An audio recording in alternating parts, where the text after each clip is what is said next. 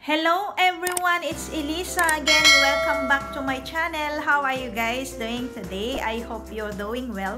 In this video, I'm gonna share with you how to apply OCI in India step by step. And if you feel interested, keep on watching.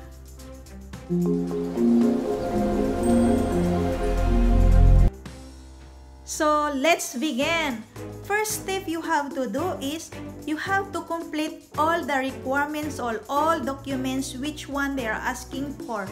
All the information you should have to prepare before you apply OCI. So first thing you have to do is you have to complete the requirements, what they're asking for. And the first one is your marriage should be 24 months above or 2 years. And the second one is your marriage certificate should be attested or apposed. Okay? And then, if you are getting married in overseas, you have to get attestation from Indian Embassy and your spouse embassy, which country she or he belongs.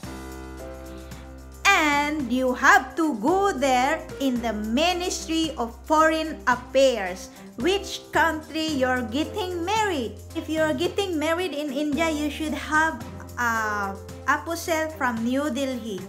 This process or this procedure, it is depend by person to person. Like we have different procedure. We have to take to Ministry of Foreign Affairs. Ang pangatlo po natin ay dapat nakapag-prepared po kayo ng photo and signature size by dimension po. Yung required po nila na size doon po dapat ipa-follow po natin yon.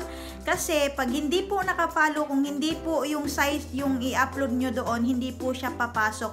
Hindi po siya hindi siya mag-upload. And then the fourth one is PDF all your documents and like passport and your marriage certificate. So ngayon, lahat po ng requirements ay naka-ready na po, naka-prepared na. So kailangan nyo pong pumunta doon sa website nila. Yung website po, ibibigay ko po yung website dito.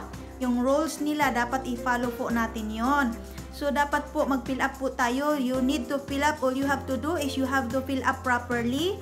And then, upload the photos, the signature, and then upload the documents which is the document they're asking for, all your information, their website.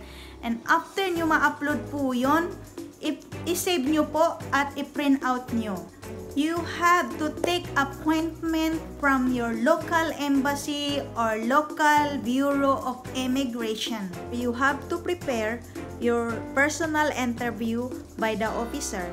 They will verify your original document or they will check your original documents and cross-verify documents. You have to prepare the interview and you have to prove them that you are legit applicant to apply OCI. This is the first local verified. Then they will verify it from New Delhi within 60 days. I got my OCI within 62 days in my hands. So that is guys. So I hope this content it can help you or it will help you. And if you have some question about it, don't forget to drop comment below in this content. And I'm here to answer your question. And I hope you enjoy it. And thank you so much. And if you are new to my channel, don't forget to click the subscribe and press the notification bell so you will be updated for my new upload videos and new activities. And thank you so much for all your support. And I would like to shout out to Ate Ana and Run for Life Tata, Valvali American Life, and Jube Sky, Super Mom Vlogs, Make or Mike and Jane Vlogs, Sa lahat pong hindi ko na-mention, I will make a shout out for my next video. And thank you so much everyone, and may God bless you all. Bye bye.